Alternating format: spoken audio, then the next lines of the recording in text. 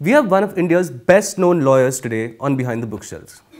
A multifaceted man known for his great erudition in court, he is also a thoroughly accomplished writer. He has served as a friend of the Supreme Court in matters of national importance such as the Ajmal Kasab's appeal against his death penalty and also the Gujarat riots case. Incidentally, he has also served as Additional Solicitor General of India. Raju Ramachandran, welcome to the show. Thank you. Pleasure to be on your show. You've spoken in the past about the early implications of choosing litigation as a career. You've drawn parallels to the loneliness of a long-distance runner and the importance of financial discipline. At that stage in your career, were you reading anything at all? Do you have the time? Very interesting question, because you're doing this show with me on the assumption that I am one of the voracious readers at the bar.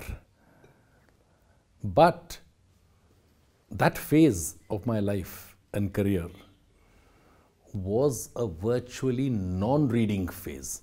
I mean, for someone who had been a keen reader in school, in college, after becoming a lawyer, because of the long struggle, if I wasn't busy with the little professional work I had, I'd be supplementing my income by doing drafting work for other lawyers, writing head notes for SCC. And so there was no time for reading. And after that, I belong to that generation where perhaps that was when fathers began to take on responsibilities with their children. So I was a hands-on father with my two children. So for a phase of about 7-8 years, I'd say, it was a completely non-reading phase. Reading famine of sorts. That's right. So back in the day when people didn't have too much access to the internet and such, there were some really, and there still are, some really great journals, let's call them. Foreign Affairs and The New Yorker are a couple that come to mind. Were you a fan of those? I was a fan of some foreign journals, but they were expensive, remember? Yes. I used to read the British humor magazine Punch, which was available in India. And apart from that, some of our newspapers carried syndicated columns by writers whom I admired and humorists like Art Buchwald, Russell Baker. So one did have access to material which was published, to articles which were published in reputed foreign newspapers. But more than that, I was an avid reader of newspapers and Indian magazines and periodicals, because since you know something about my life story, my aim was to become a journalist. And so there were legendary editors like Frank Moraes, Girilal Jain, Shyam Lal, commentators like Inder Malhotra. I admired their writing, and I think my consciousness was shaped as much by reading serious journalism as it was by reading books. The breadth and scope of your reading habit comes across very clearly in your arguments as well as in your writings. But I know some people who are prolific readers but will, for instance, only read science fiction and nothing else. At any stage in your career, were you stuck in similar rut?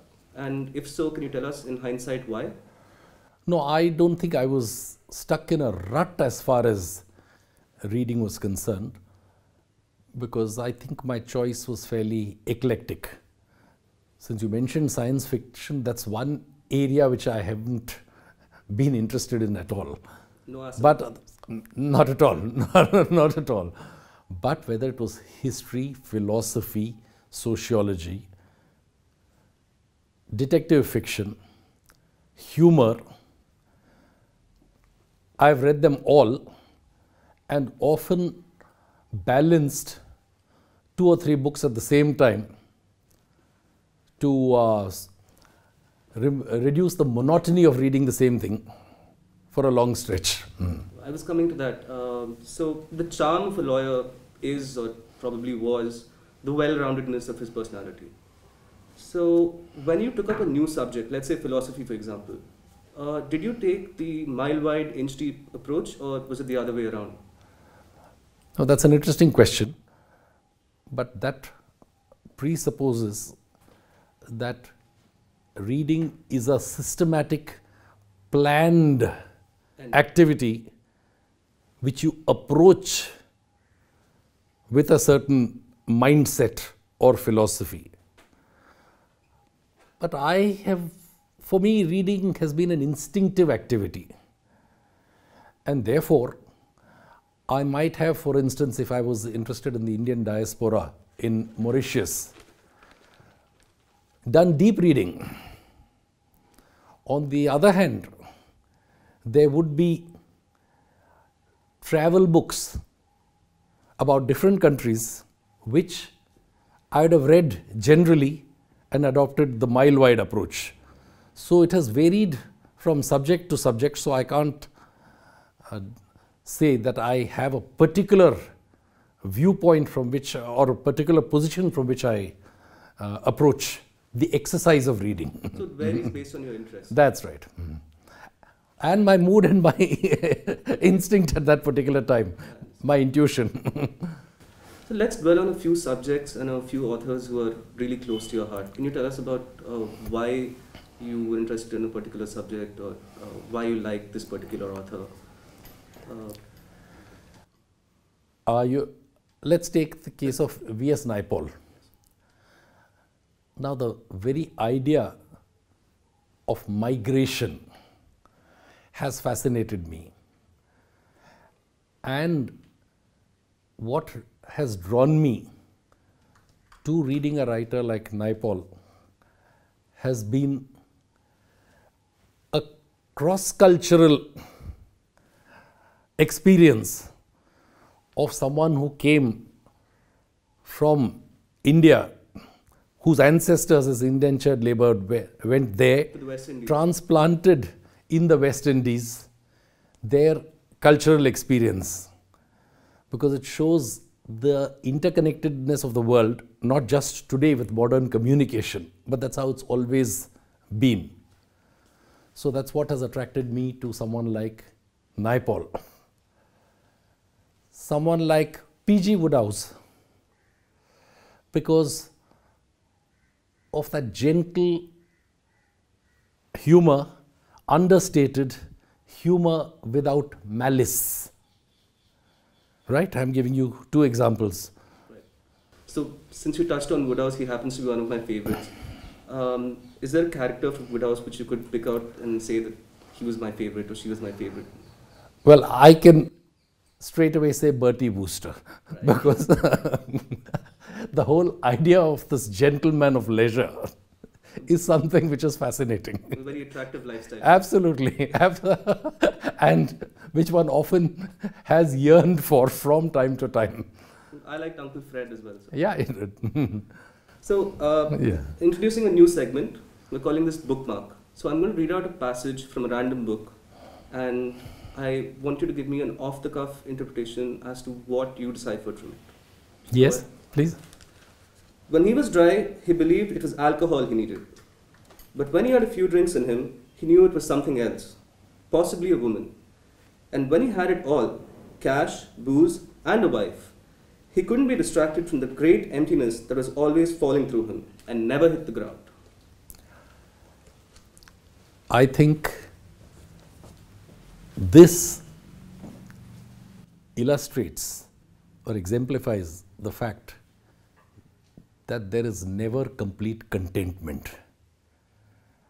I'm able to relate to this passage because I'm always skeptical of someone who says, I feel completely fulfilled, I've had a good life, I have no regrets.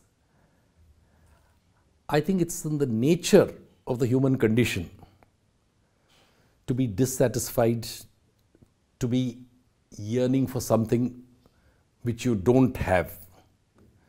It's as much a human feeling, as is happiness, sadness, anger, envy.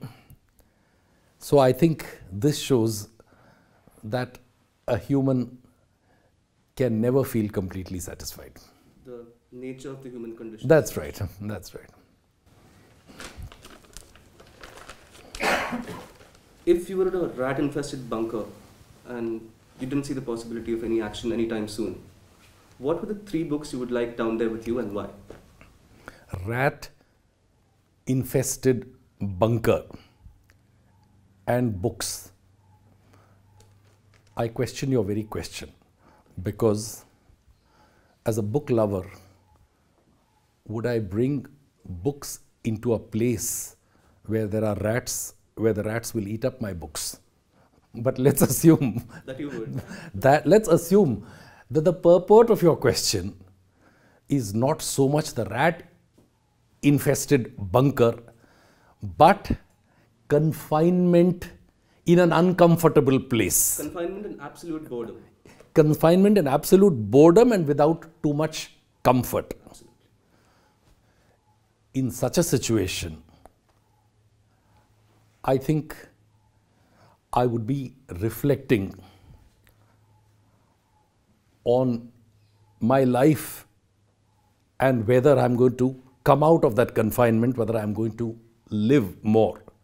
And so I'll be looking back at my life.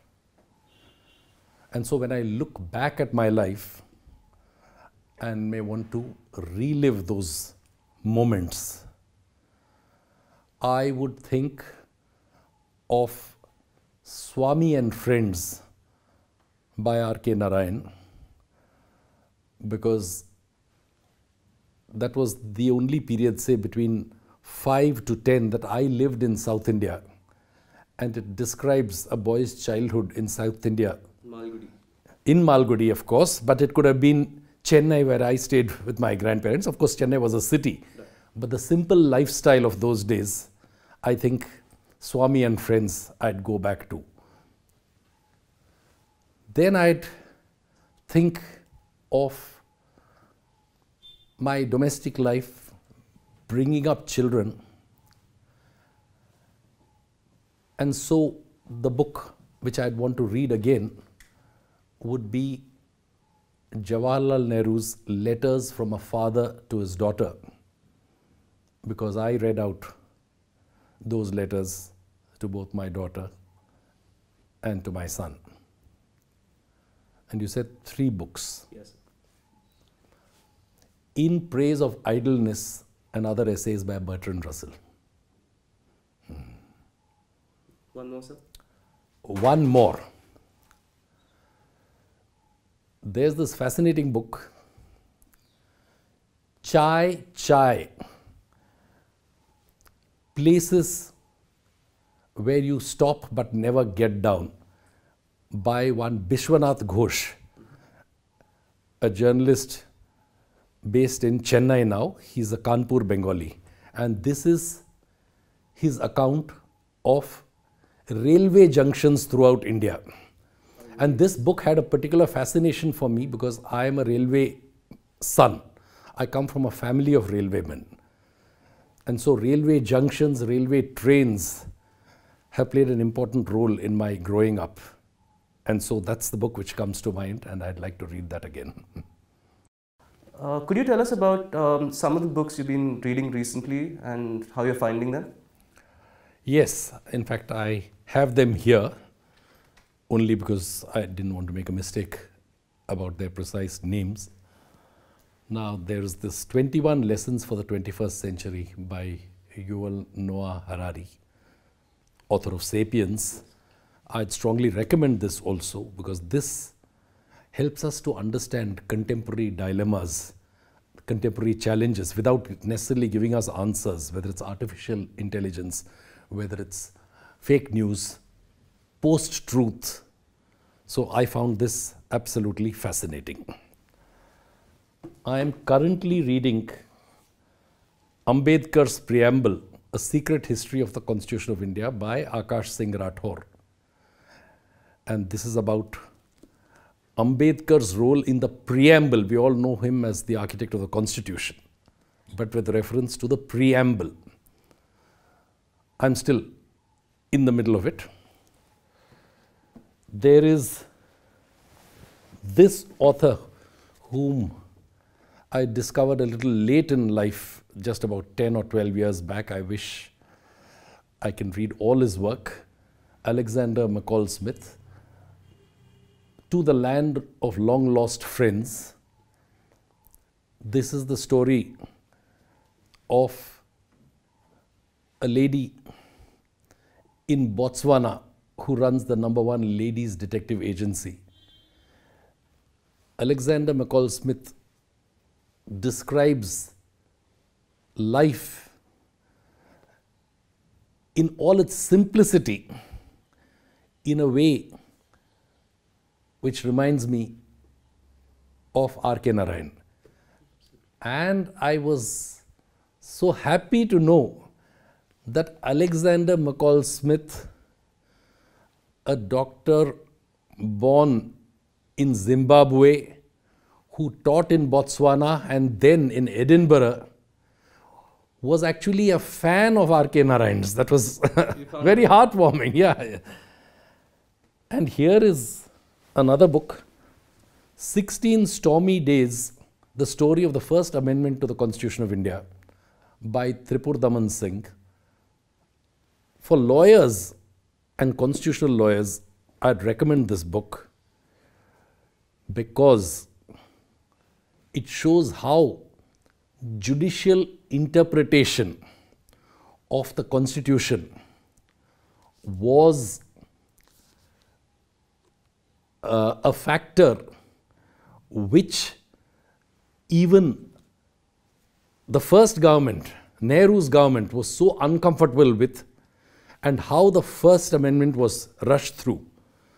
So, to give us a sense of perspective, majority governments are uncomfortable with constitutional courts if their interpretations are not to the liking of the executive. I think this is very, very instructive for constitutional lawyers. Raju Ramachandran, it's been an absolute pleasure. Thank you for coming on the show. Pleasure talking to you. Subscribe to our YouTube channel and click the bell icon.